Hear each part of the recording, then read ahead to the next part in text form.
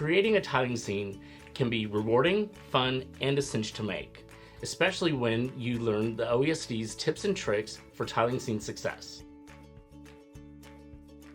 OESD is a leader in home embroidery techniques and styles. We have a strong commitment to quality and customer service. Some of our specialties include hand-look embroidery, highlights and shading, freestanding applique and lace. With this project, we're focusing on a technique that we are well known for: tiling scenes. What is a tiling scene?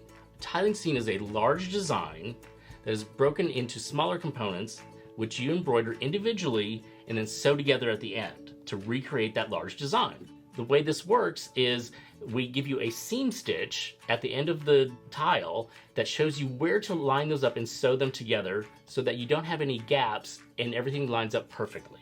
Another great thing our digitizers do is what we call feathering the stitches. These are stitches that extend past the seam line and into the seam allowance, and many people ask if those are necessary, and they really are, because it helps to avoid any gaps in the design when it's sewn together. We're going to cover all the steps necessary to create a tile scene, from stabilizing the tiles, to assembly, to finishing touches. And just so you know, all of the processes and steps we go over today for this tile scene are applicable to all of our tile scenes. This may be a surprise to many of you, but we don't need a lot of specialty tools and notions for tiling scenes. But let's get started by going over what you do want to have on hand when you get started. The first essential notion you'll want to have on hand is OESD Expert Embroidery Tape Tearaway. This will hold your fabrics in place temporarily during in-the-hoop projects. It tears away easily and won't leave any residue on your fabric. It comes 2 to a pack, and it's one of my necessary items I have to have in my embroidery studio. The next item you're going to want to have on hand, and really with any embroidery project, is the OESD Perfect Embroidered Press Cloth. This is used after you've embroidered, and you place your embroidered item face down on the cloth and press it from the back. The natural fibers will easily absorb the steam so that you get a perfectly set embroidery project. We'll be using this once the tiles are stitched out and trimmed. Next, you're going to want to have the OESD Expert Point and Press tool. This tool is used for turning out points and curves, has 2 different sized ball ends on it, one large, one smaller, so you choose the size that works for the project you're working on. It's going to help you get those seams nice and flat in your stitch and turn projects, anything that you need to turn inside out. We're going to be using it today to get perfectly pressed seam allowances in our tiles once they're stitched together.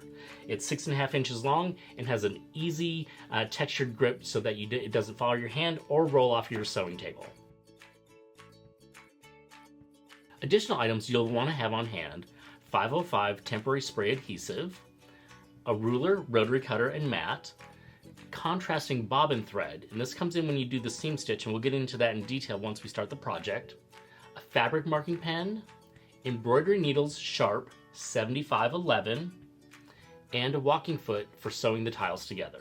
These are all things that are just going to make everything simpler in the process.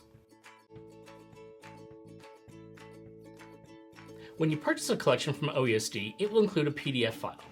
You will also receive the design files in formats for all machine brands. Today we're using a Bernina embroidery machine. However, our designs work with all machine brands. Your PDF collection will include the thread list, the table of contents, each specific tile design broken out with design details, the machine steps and colors used in that particular design tile, a list of all the supplies that you need for the completed project, and a diagram of the layout of all the tiles once they're stitched out. This particular tile scene has a few additional diagrams because it's stitched on 3 different background colors. So we've given you a diagram for each different background color so that you know which background fabric to use on which tile. Additionally, this collection uses top cover, and we have a diagram showing you which tiles use the top cover. Many of the tiles in today's project are going to require top cover, and this is going to block out the contrasting fabric that's in the background from the thread that you're stitching on top of it. After the tile diagrams, you will have all of the embroidery steps. These are detailed instructions written out with color photographs of each embroidery step. Once your embroidery is done, we will step you through the assembly of the process, again written instructions with color images, and then finishing touches to make sure that you have a beautiful project in the end.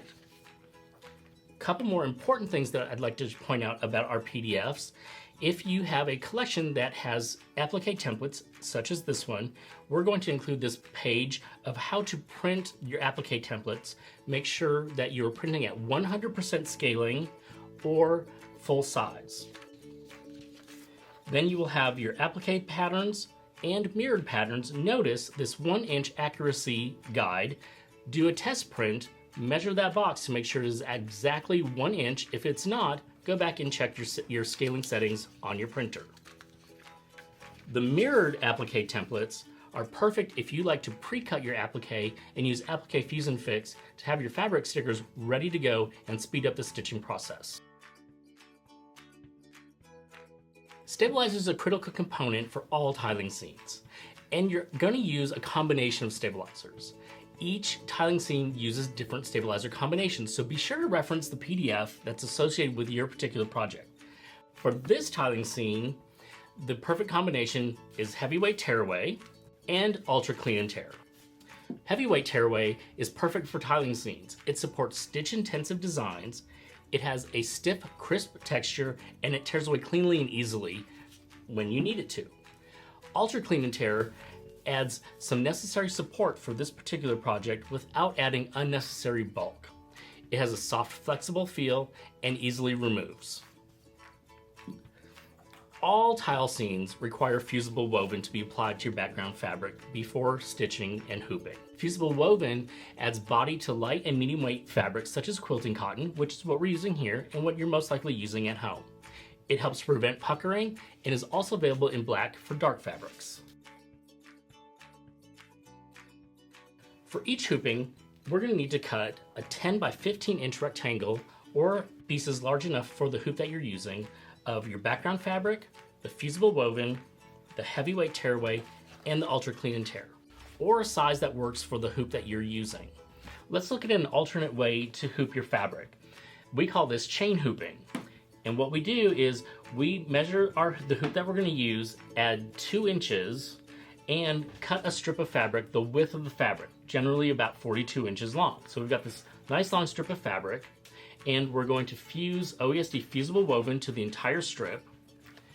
Then you will apply your stabilizer, stitch a hooping or hoop and stitch a tile, unhoop, stitch your next tile. This one's done. We just again unhoop. We would apply our fabric or our stabilizer to the back of the fabric using 505 temporary spray adhesive, and then rehoop, making sure that you leave enough space between the tiles so that when you cut these apart, you have enough seam allowance. Generally, we leave 1.5 inches to 2 inches between the tiles.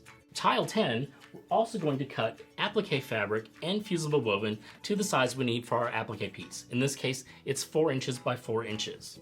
You could use the black fusible woven at this point if you wanted to. You just happen to have the white already cut. Now we're going to apply the fusible woven to the back of our background fabric and our applique fabric. So let's get the pressing station out. So let's apply the fusible woven to the back of our applique fabric and our background fabric. Start with the applique fabric here. There's no right or wrong side because it's just flat black. The fusible woven has a rough or textured side. That's the fusible on the woven product. So place that to the back of your applique fabric and press for a good 5 to 8 seconds. If you add steam, that will make that fusible permanent. There we go.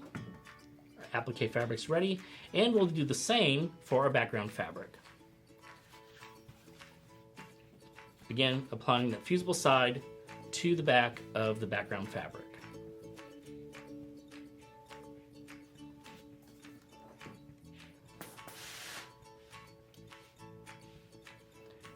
We'll set aside our applique fabric for now and grab our 2 layers of stabilizer, again the heavyweight tearaway and ultra clean and tear.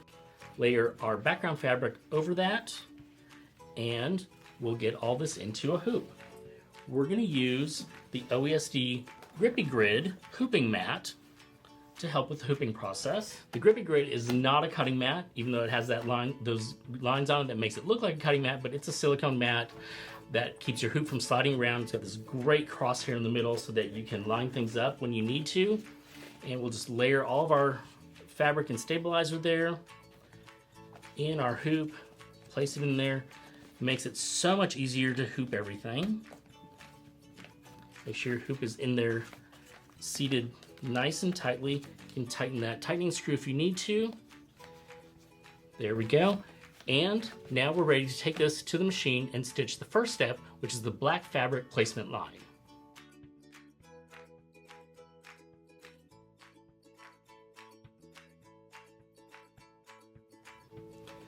So we finished the placement stitch, as you can see here, and we're going to take our prepared applique fabric and place it with the right side up, completely covering that placement stitch. I'm going to use the OESD Expert Embroidery tearaway tape to hold that in place. A couple little strips there. It won't leave any residue on your fabric or project when you remove it. It tears away very cleanly and easily. At this point, we'll take it back to the machine and stitch machine step 2, the tack down and cut line. Now that we've stitched machine step 2, you can see we have our cut line and tack down stitching, those 2 rows of stitching very distinctly. We're going to trim away the excess applique, and you want to trim right up or into that outer row of stitching, the cut line. If you trim some of those stitches or even all of them away, you're still going to be good. You've got that inner row of stitching for tack down that's still going to hold your applique in place, and everything's going to come out perfectly. For this detail applique trimming, I like to use these 4-inch embroidery scissors. It helps me get in to all those little detail areas with the point of the scissor and make sure that I can get up really close to that cut line. We'll just get this cut out real quick here for you. I find it's easier to trim applique going in a clockwise direction, and that allows me to get closer to that cut line. Once I get here through all that detail work, I'm going to switch over to the 6-inch duckbill applique scissors, and that's going to allow me to easily cut away those straight line applique pieces. And we can just get all that out of there very easily while everything's still in the hoop. Again, don't worry about cutting into or most of that outside cut line stitching, because you've got that inner tack down stitch to hold everything in place. Then you're going to stitch machine steps 3 and 4, which are some of the design details, but stop before machine step 5 because we need to apply the top cover. And here we go. In this hoop, we have everything we need for that particular step. You can see that we have stitched machine steps 3 and 4, which is this silver detail and some glow-in-the-dark stitching. We use Isotex light glow-in-the-dark thread for the glow-in-the-dark stitching. Now you're going to take your piece of top cover and cut it in half so that you have an 8 by 4.5 inch sheet of top cover. Top cover is a permanent opaque topping, and it prevents show-through when thread contrasts with the background fabric. And we're going to cover the tile area with our top cover and tape it in place. You're going to see it's very light and can blow around. So we're going to tape all 4 corners of the top cover to make sure that we don't have any issues of that blown around and getting caught under the embroidery foot of our machine. Get that taped in place there. And we'll take that back to the machine and stitch the next step, which is the black detail stitching. Once your black detail stitching has completed, you can see it's just all over this black topping. Maybe a little difficult for you to see on video, but we're going to show you how to remove the top cover. So we're going to start by removing the tape. Again, you can see that comes off very easily. It is reusable, so you can use the tape a few times before having to get new pieces. I like to just set it aside. And you'll find that top cover tears away very easily and cleanly from around your stitching. Comes apart so nicely. but it's always going to stay under your stitching because it is permanent, and it will keep that background fabric from showing through your embroidery stitching. See how easily that comes away? Now for small detail areas where it might not tear out so cleanly and easily, you can get in with the tweezers. There we go. And you can see I can just go ahead and pick that out really easily to get all of that top cover removed. And then we will have a beautifully stitched black fill areas on this light colored fabric, and you're never going to see it behind that stitching. You're going to return the hoop to the machine and stitch steps 6 and 7, some more detail, but again, stop before machine step 8. Here you can see the detail stitching of this tile. So we've added the blue stitching and these bricks here. And we're ready for the final machine step of this particular tile. It's called the seam stitch. What we need to do is we need to change the bobbin color on the machine. We want to make sure that the top color matches the background fabric, so we'll be stitching with a white thread, but we're going to switch the bobbin to this very bright pink. You can use anything that's going to contrast highly with the back of your tile. It's a great time to use up those partially wound bobbins you've got lying around. Get that thread, run it through your machine. You just want to make sure you can see it on the back of this tile. It's going to aid you greatly in the construction process of the tile seam.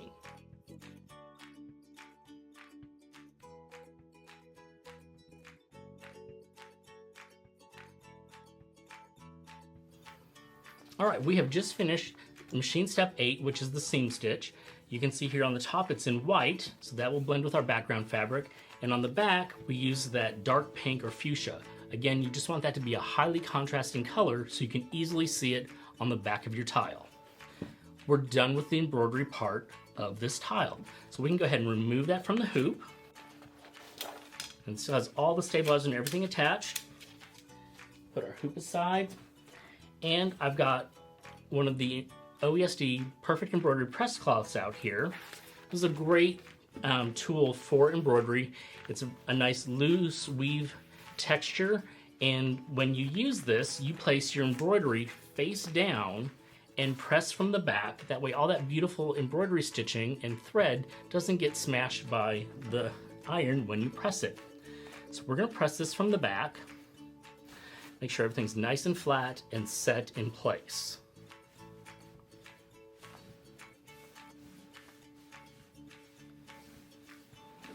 There we go.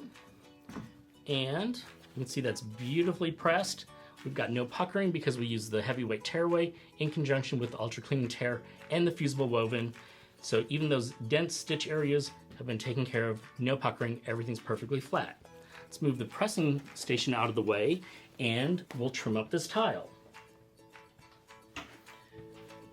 At this point, we need to turn the tile over to the back. Again, identify that seam stitch there in the high contrast thread, and we're going to trim 1/2 inch away from that seam stitch. Let's go ahead and do that here. And we're going to do that on all 4 sides. And there's our perfectly trimmed tile. Accuracy in cutting at this point will greatly facilitate the construction of the full tile seam later in the process. So be as accurate as you can when cutting that 1/2 inch seam allowance. You will continue that process through all the tiles. And you can see we have a stack of 32 tiles here. That's every tile design stitched out and needed for this entire tile seam. And here's where you would want that diagram of the tile seam layout. And you're going to lay your tiles out in order according to that layout seam. It's important to number your tiles on the back with a permanent marker or a marking tool, making sure it's something that's not going to bleed through to the front, but you want it to be easily identified which tile is which so that we can get everything laid out in the correct order. I'll go ahead and lay out a couple rows here for you just so that you can see things starting to come together. There we go. Now let's do one more row. There we go. We've got 12 of the 32 tiles out there, and you can start seeing how beautiful that scene's going to be when it comes together. The construction process at this point becomes very simple. So we're going to switch our machine over to sewing mode from embroidery, and we're going to work with 2 tiles at a time to begin with. So we're going to start with tiles 1 and 5 here.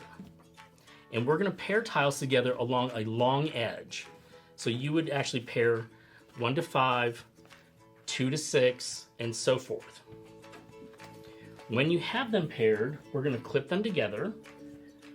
I like to use the OESD button clips because they've got these great little sharp teeth that's going to hold everything together, and it's not going to slip as I'm sewing. Again, make sure I'm clipping the correct edges together. They will stack very nicely, and you can clip one side there. You can check for accuracy to make sure your seam lines match up, and clip, and then sew just inside of that seam stitch line there, about 1 needle position to the inside of that. You're going to want to check for accuracy. If it's not accurate, go ahead and rip it apart, restitch it.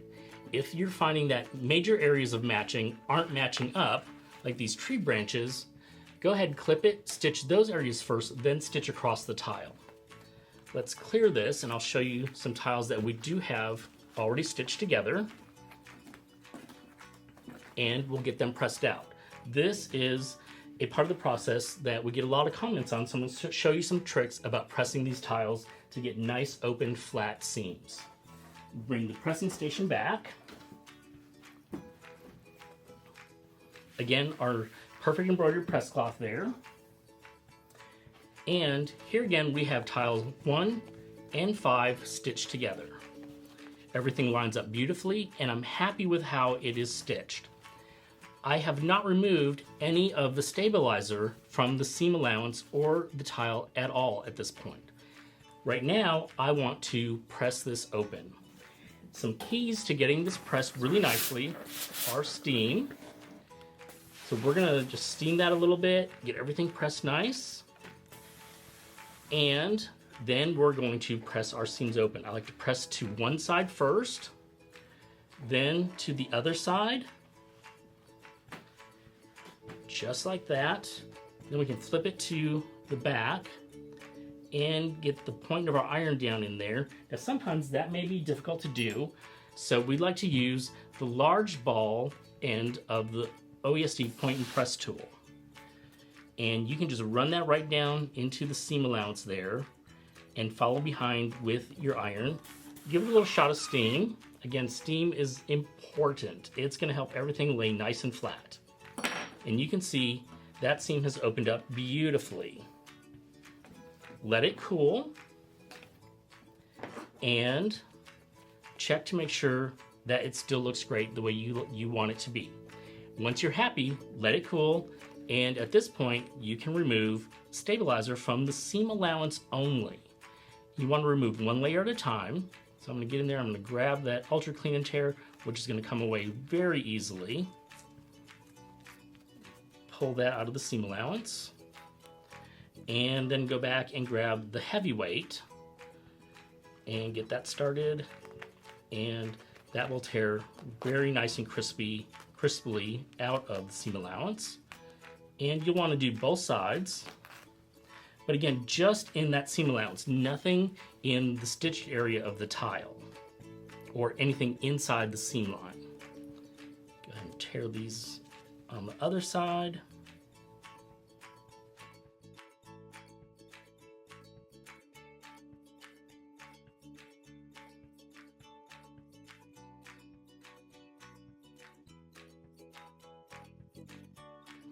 Okay, so we now have the stabilizer removed from the seam allowance, and I'm going to press that again. Apply a little bit of steam, never hurts, always helps.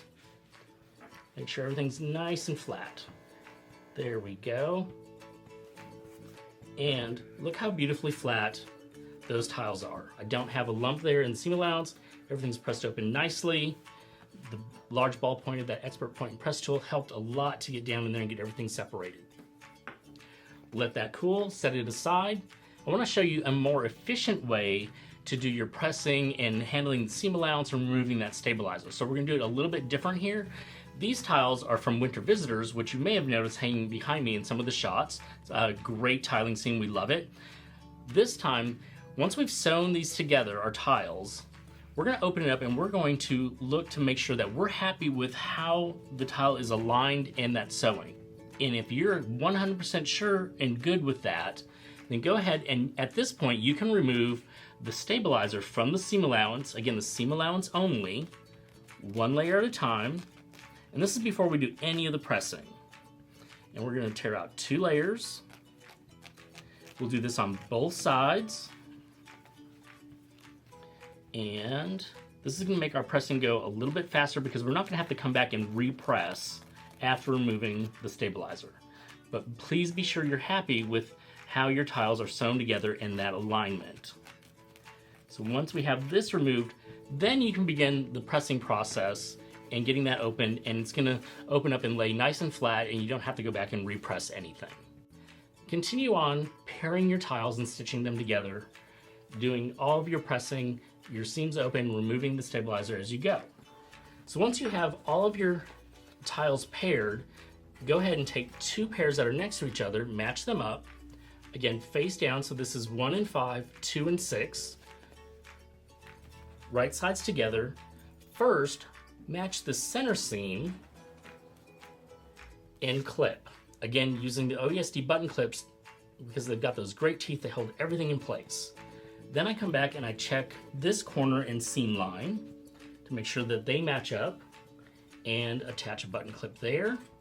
And then do the same thing on this other end. Just run that seam line right down. I can see it there. It all matches up. Clip that in place. Take that to your sewing machine. Again, so just inside that seam line. Again, just one needle position inside that seam line.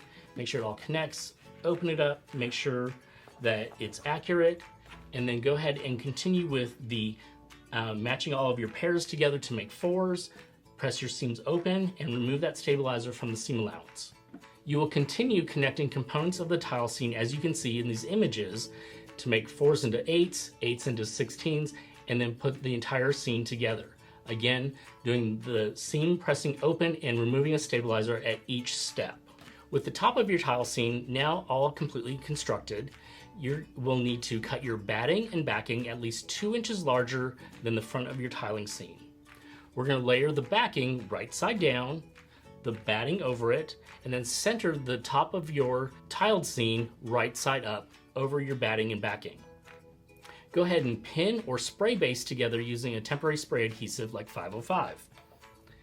Thread your sewing machine with thread that matches the background fabric color of your tile scene, and stitch in the ditch where the tiles are connected to attach the batting, backing, and front of your tile scene together. For best results, use a walking foot or a dual feed function built into your machine. When that's all completed, you can trim 1/4 inch from the edge of your tile scene to square everything up. Go ahead and do a zigzag stitch or overlock stitch around the edge to lock everything together and bind as desired, or you can even frame it. That's a great option. They make beautiful pieces of heirloom artwork. So here we have the finished project. This is Haunted Hill Mansion tiling scene number 12901. How do you get this collection? You can visit your local OESD partner or visit us at embroideryonline.com. I wanted to show you an alternate way to put together this tiling scene to jazz it up a little bit. In this version, I used Luxe Sparkle Vinyl for the mansion portion and the doorway. I used the black here in the mansion applique and the gold in the doorway. And that allowed me to just give it a little bit more sparkle, which is my taste. And honestly, I was worried that it was going to be thicker in these seam allowances, but with the vinyl, when it heated up in the pressing process and I opened it up, it laid perfectly flat. It's no thicker in the vinyl areas than it is in the fabric areas. There's no lumps. It worked beautifully and stitched incredibly well. Now that we have our tiling scene constructed and put together, it all looks great. Let's quickly review the product that we used in this particular project. We used the OESD Expert Embroidery Tape Tearaway, the OESD Perfect Embroidery Press Cloth, the OESD Expert Point and Press Tool, OESD top cover, and that's what helped us hide the contrasting background fabric from the stitching on top. And we have the Haunted Hill Mansion tiling scene thread kit. This will give you all the threads necessary to complete this particular tiling scene. For stabilizers, we use the Heavyweight Tearaway, Ultra Clean and Tear, and Fusible Woven. Again, this is everything we used for Haunted Hill Mansion tiling scene number 12901. You're now ready to tackle any of our tiling scene projects. You can find them at your local OESD partner or again at embroideryonline.com. We truly enjoy seeing what you create, so you could join our Facebook group, The Perfect Stitch with OESD. It's a closed group, private group, so you can post the things that you're working on, even if they're gifts. As long as the person you're not giving it to isn't a member, they're not gonna see it until you give it to it. You'll need to answer the 4 membership questions when you request membership. It's not a hard test. We just want you to agree to our rules that you're gonna be kind, post information about the products that you used in your project, and not post things about competitors. Tiling scenes really are as simple as that. Use the proper stabilizer combination and high quality thread. Most importantly, take your time and enjoy the process. We hope you enjoyed spending this time with us, learning how to easily embroider a tiling scene. Thank you for joining me. I'm Sheldon with OESD. Happy stitching.